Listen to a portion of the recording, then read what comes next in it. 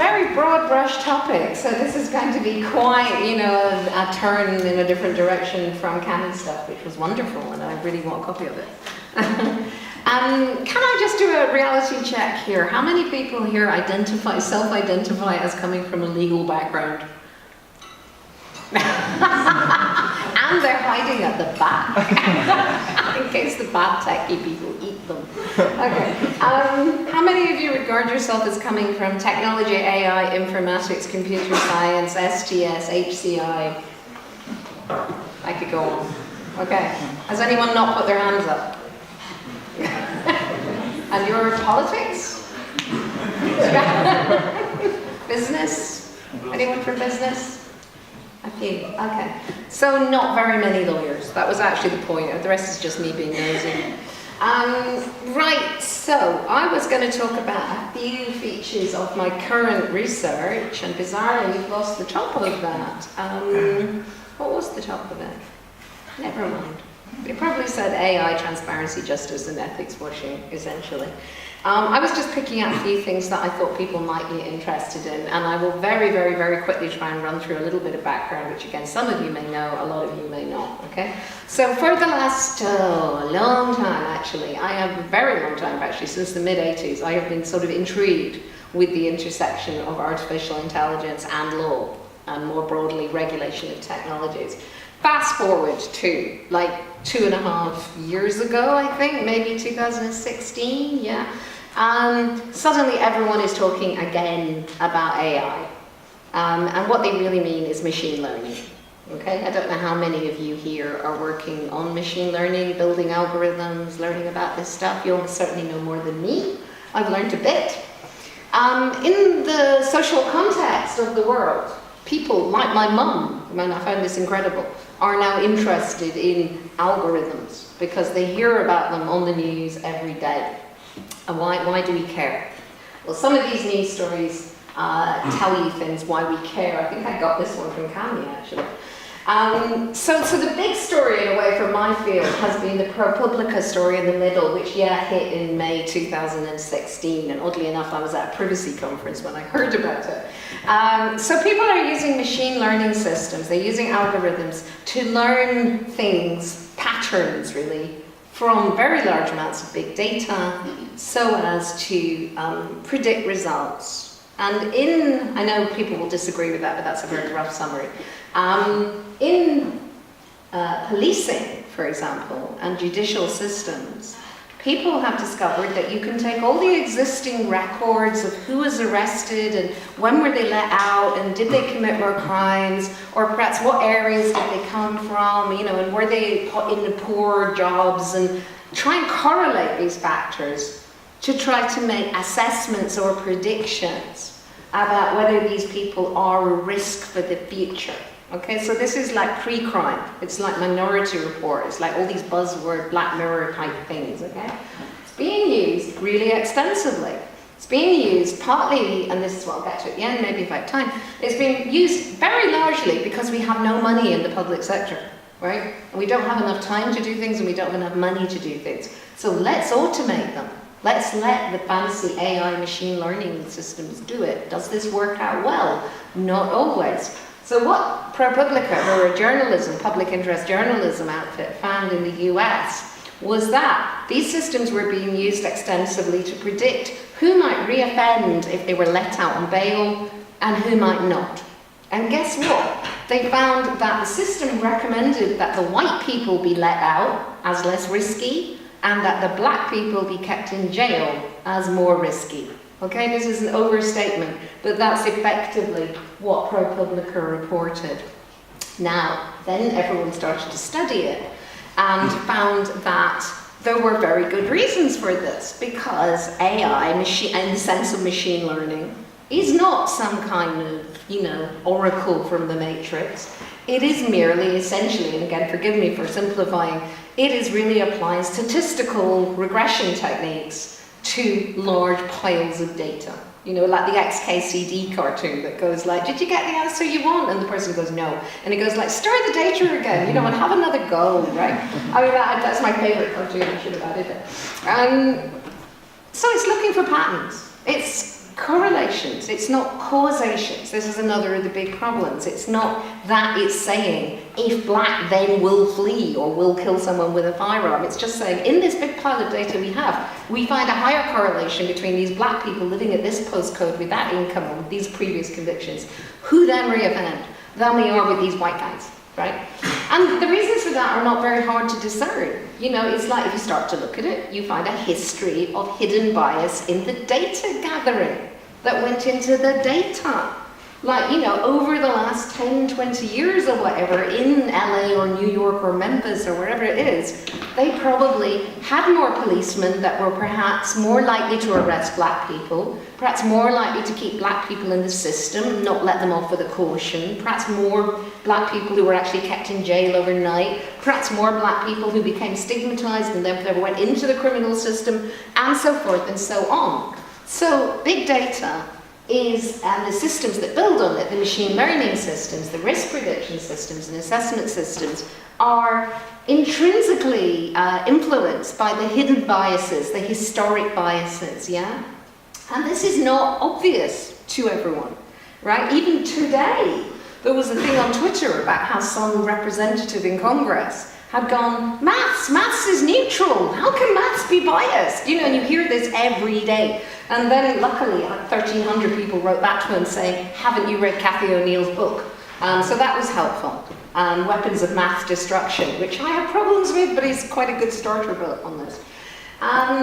So that is the ProPublica story, and ever since then we've been looking at other systems that use machine learning, use big data to detect and reiterate and, you know, reify patterns, and we've been saying, hang on, how do we know that these systems aren't biased? Because of either the data that was collected, the data that was excluded, the way the data was cleaned, and to some extent the algorithm that uses it and the way that new data is added, but primarily those first three factors I talked about. The algorithm tends to have very little to do with it, it's all about the data. So we've had other problems like that. I'll go on so as not to waste too much time. One of the reasons why everyone and their dog is talking about this, of course, is because of Cambridge Analytica, right? So again, essentially, machine learning is being used to learn everything about you from the big data, from all the interactions online, the stuff that Cammy was talking about, the hidden trackers, all the rest of it, and then decide what would appeal to you. What kind of person are you, and what would appeal to you? What would you like? What would you buy? What would you pay for it? And if you start with what would you buy and what would you pay for it, it looks pretty trivial, and that's how we thought about targeted advertising for about the first 5 years. You know, it was only people like me and, you know, Latanya Sweeney who were worried about it, and Cammy. But then we discovered that this same technology could also be used to try to work out how your politics could be influenced by adverts sent via social media, which would be tailored to you and which would not be big billboards out there that people could observe and repel. They would be so-called dark ads, in that they would be tailored just to you or just to a small percentage of people. And therefore this might lead to, as it were, kind of subversion of the democratic process, which is allegedly meant to be based on, you know, open discourse and discussion in public where people know what's going on, right? And this is, you know, I'm not in any way saying that I can prove or that anyone can prove that this stuff has influenced the election of Trump or has determined the outcome of Brexit. No one can prove that, and quite clever people I know think it's not true. But the essence is there, that these machine learning techniques can be used in ways that will create a less fair, shall we say, society, a non-transparent society. So this was bringing in the idea of transparency. So I said that these machine learning systems are often, you know, one of the problems is that they are correlative, not causal. And the other big problem from my discipline, from law, is that they are not transparent, right? So I could have a big picture here of how this system works, but it sounds like most of you know that stuff probably. The problem is that in the middle, is essentially, a neural net of some kind. There's weightings, there's correlations. It's not an if-then rule-based system of the kind that I knew how to make in the 1980s, right? It's not human interpretable, it's not explicable, it's certainly not self-explicable, self-explaining, right?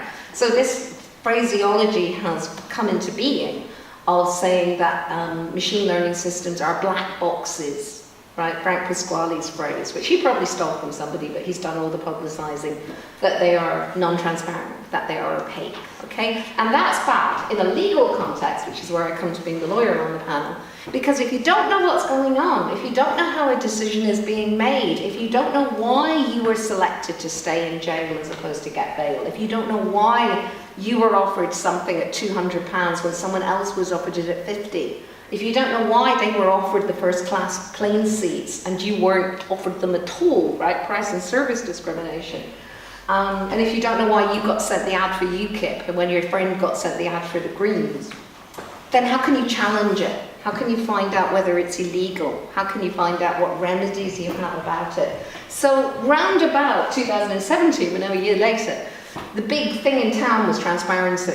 And I did a lot of work. There was an article, I forgot to put it on the slides, sorry. I put the old article, which I don't like very much, on the slides. There's an article by myself and what I always call my 12-year-old co-author, Michael Veal, called Slave to the Algorithm. If you Google it, you'll find it quite easily. It's had thousands and thousands of downloads, in which we tried to discuss whether European law, the new law, the General Data Protection Regulation, the GDPR, whether that law gave, as these guys had suggested, whether that law gave a right to an explanation, okay, a right to transparency, a right to somehow know what was going on in the innards of these algorithms. Now, for this audience, I'll spare you the law. This is some of the law. If you're interested, you can follow it up, right? There has been a lot of very technical legal argument about this, but I think for this audience, the interesting factor is, should there be a legal right to an explanation? Do we have one already as a sort of sub-question, or could we just legislate for one? And if we did, and this is perhaps the bigger question for this audience, how would we implement it? Given that giving people access to the source code of these algorithms is meaningless, right? How do you give them meaningful information? And that gets you into things like counterfactual explanations and so forth, right? And pass it back over to the techies. Okay, I'll make one more point, because I'm probably way over time. Okay, so one point that I've been talking about that stuff for a year and a half and I got bored. So like stage 3 of like what I'm interested in now is all this talk about transparency and also the talk about fairness and accountability. So this has become a phrase, fairness, accountability and transparency, or FAT, which is unhelpful. They're thinking of changing that acronym. And there's actually a conference called Fat Star in Atlanta in like a week that I'm going to. So there's been a huge amount of energy and interest in that space. But that is really what I saw the other day being called procedural fairness. Like, can you tell what steps were taken? Can you tell if someone is responsible? Can you have a right to find out what's going on in the innards of these systems? Is there some way we can explain it to you so you can pursue a challenge? This is all procedural, going through process, right? It isn't substantive fairness. Now, the way I can demonstrate this, who watches The Good Place? Quite a lot of people. Good. The Good Place is like a total education at the moment about the world. So this is the point system of The Good Place. Okay, for those who don't watch it, the essence of The Good Place is that what you do during life is all counted up in points. Like, you get 8 million points for ending slavery, and you lose 53 points for telling a woman to smile. This is a random graph someone took. It's wonderful with all this detail that I didn't know. So the point system is transparent, right? There are rules, they're clear, they're published, you can see them on little tally screens in heaven. And the point is, these are added up when you die, and it decides if you go to the good place, which is heaven, or the bad place, which is hell, right?